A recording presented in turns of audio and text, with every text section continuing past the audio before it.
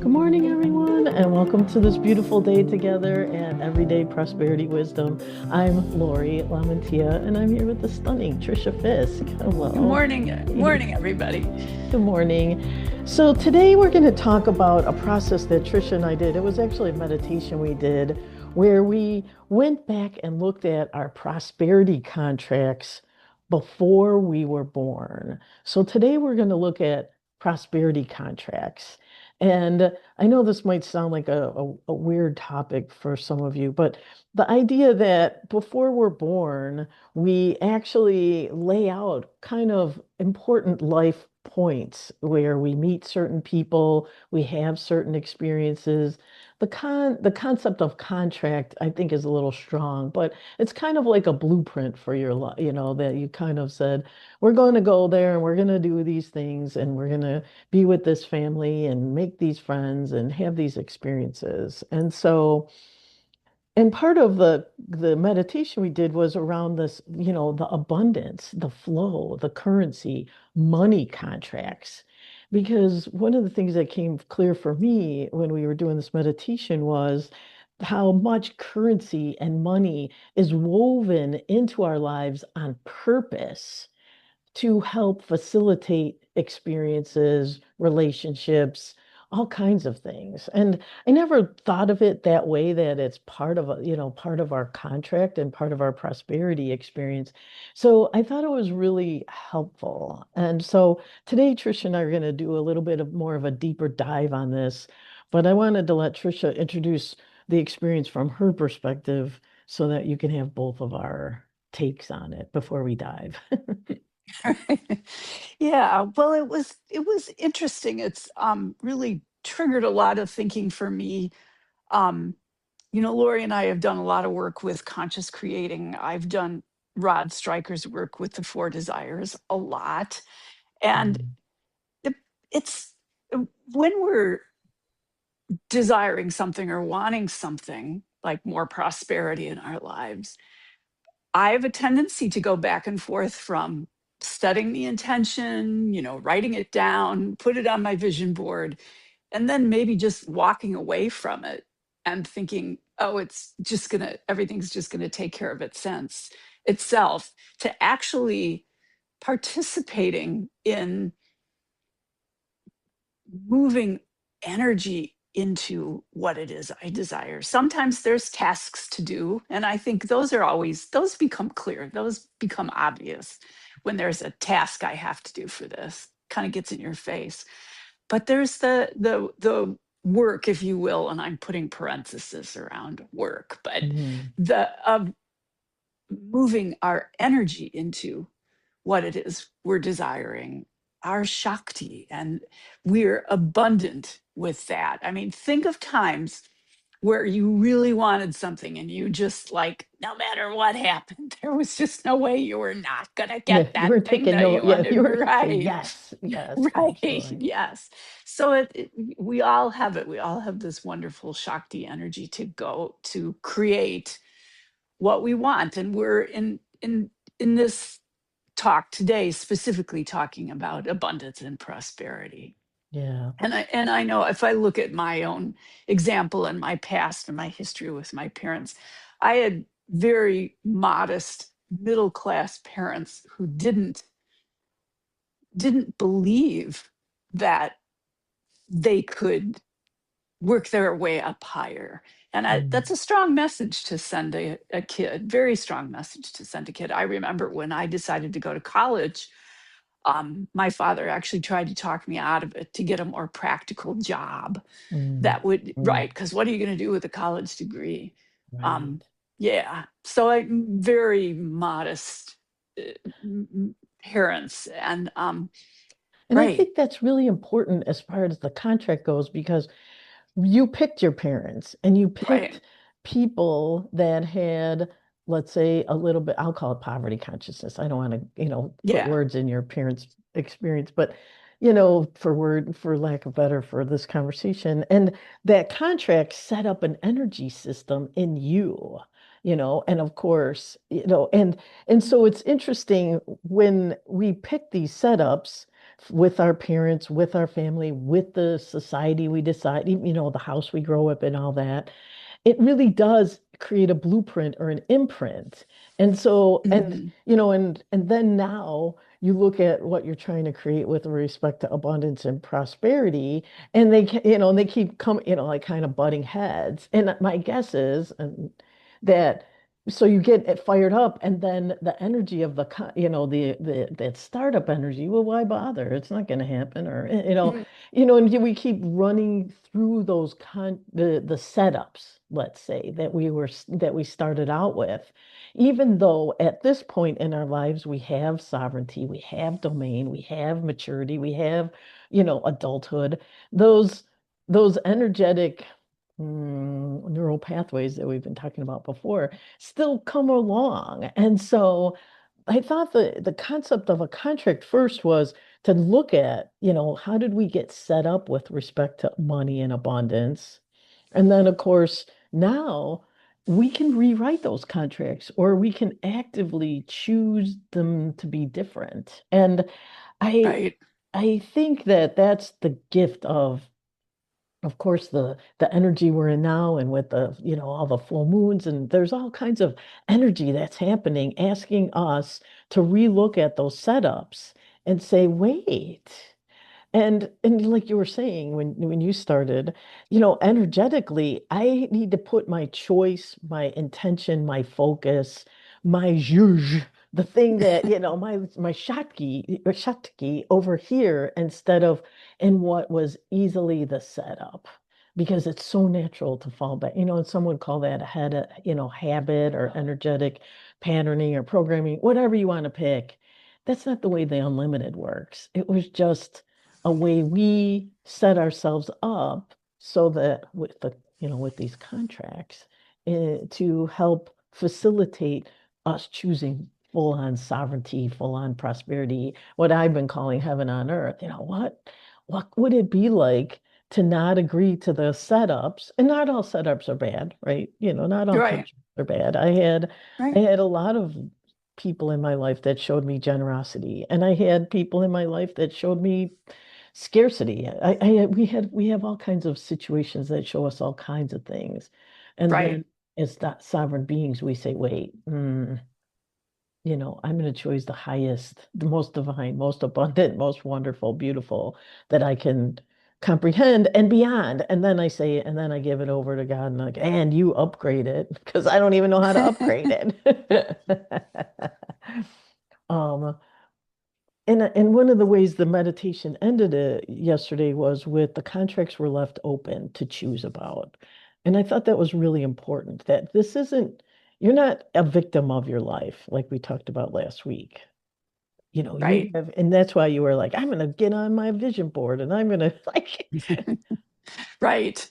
Right. I had the experience when I sold my house. I went through a divorce, sold a house, and um, one of the things in that house I sold was I never did a lot of upgrading.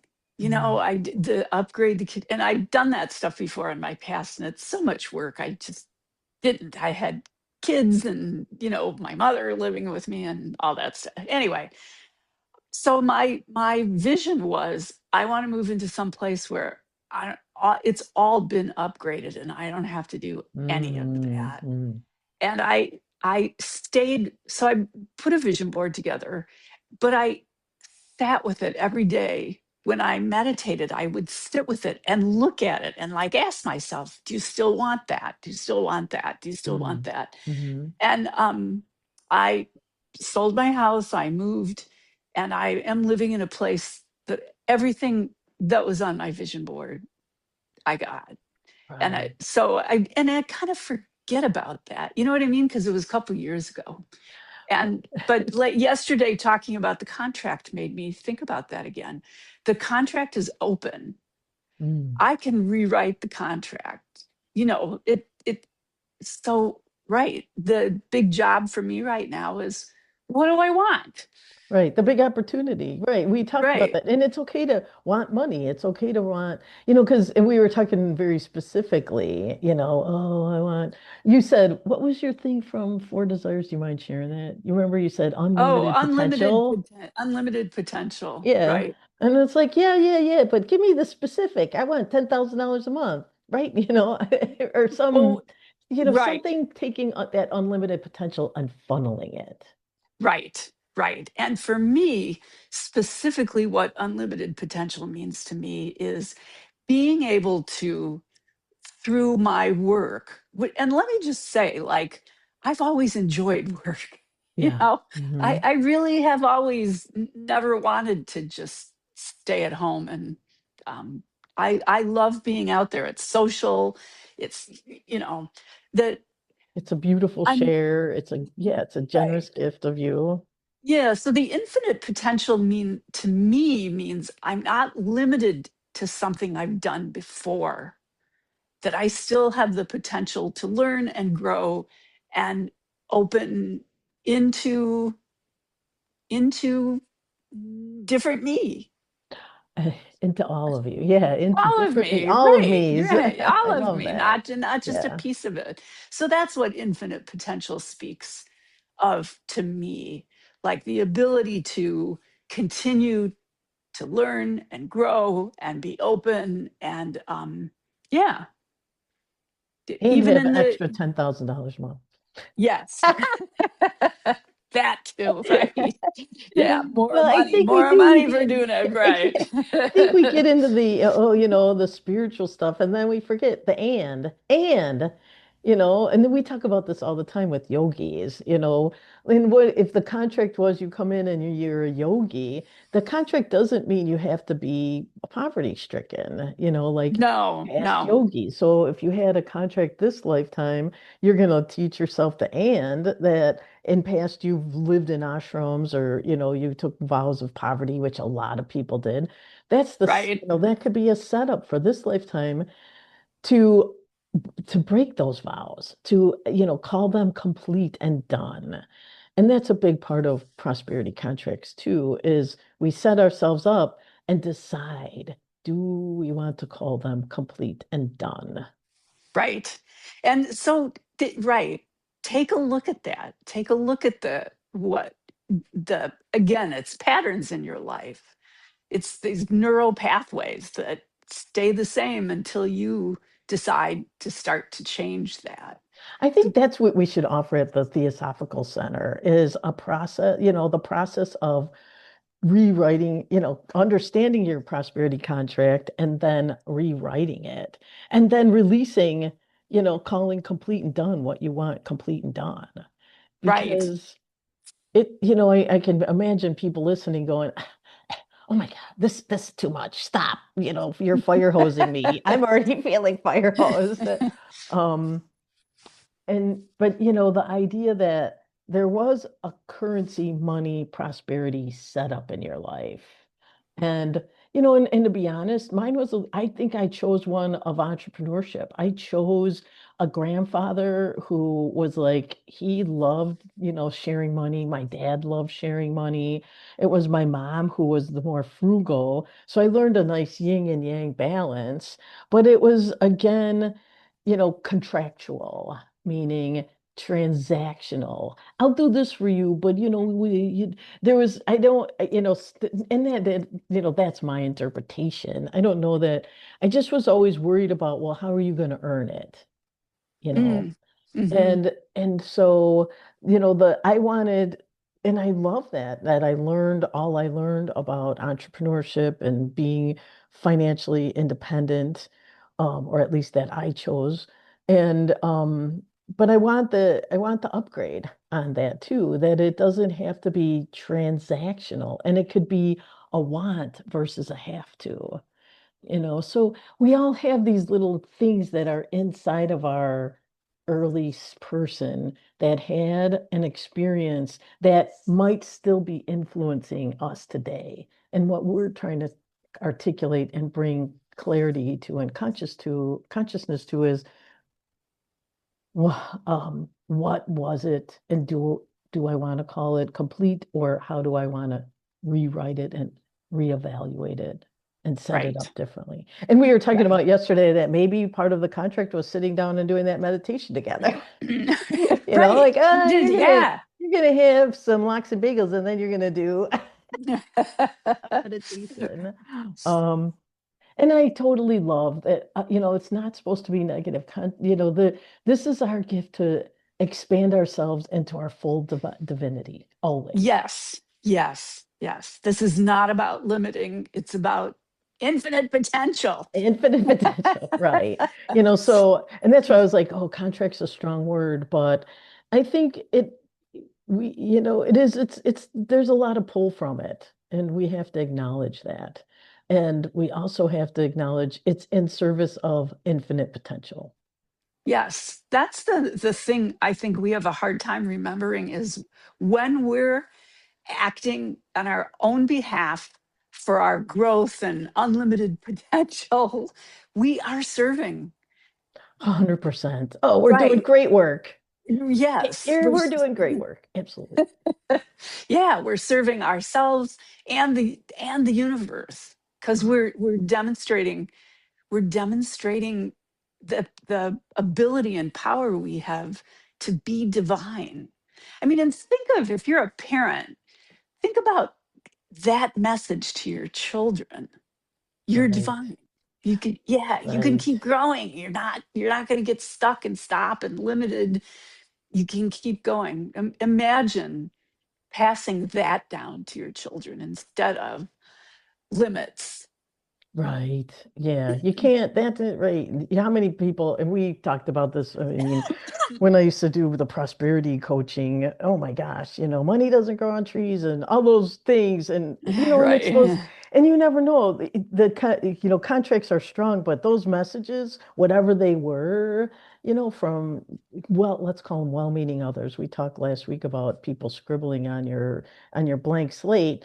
A lot of scarcity and lack and limitation for people our age. I don't know about kids starting out now, but we got scribbled on about the fear of what that money wasn't available or working hard. All those, I'll call them scribbles on our blank slate. And now the question is, which ones are you going to erase, and how are you going to take that slate back and say, wait a second, I am a divine being and I come from unlimited potential and unlimited abundance and prosperity. Right. What Right. is that equal? And that's when you said, oh, I got to decide what I want. This is what I want, and upgraded. And, and of course we're Right. heard. And of course we're honored. And of course we're respected because we are divine. All right. So thank you, Well, contracts. We're yes, upgrading. we are upgrading. We are, yes, we're changing. So I And hope, I do, oh, I was I, just, I had, go ahead, I have a poem to end with please. from Steve Taylor. Freedom from the mind. Why be tethered to your mind every moment of your life? You don't have to reflect and ruminate every time you speak or act. It's time to free yourself from the mind as if from an overbearing parent who won't let you fend for yourself, who keeps questioning your choices and interfering with your instincts. The mind's hold is looser than you think. In fact, it doesn't have any hold. You're the one who latches onto it by listening to its chattering thoughts. Sense the firmness of your body below your mind, the richness of the inner space beyond your mind, the suchness of the world outside your mind, until your awareness uncenters and gently spreads through your being and through the space outside. And then you can live lightly, unfiltered and unrestricted, enjoying your autonomy, exploring your creativity, and expecting your spontaneity. Your mind will still be there, always close by, resting unobtrusively, happy to step forward and support you when you need to plan or organize, to make decisions or find solutions, like a tool that you can pick up when you need it and then put down and safely store away and return to lightness and wholeness. Wow. He could have easily called that unlimited potential. Yes. Perfect. Thank Yes. you. Wow. Boy, did he nail it. Yeah. Thank you for that. So I hope everybody listening is feeling the unlimited potential of taking a look at some of those things we were set up with when we came in and asking ourselves, do we want those to be our prosperity? How are they facilitating our prosperity Right. and how are they maybe getting in the way of our experience? And doing that deep dive because it's so valuable and informative. Yes. So have a wonderful week, everyone, and hopefully you pull out your journal and do a little, what was my prosperity contract anyway? Right. Go for it. Go for it. Bye, everybody. Bye-bye. Namaste.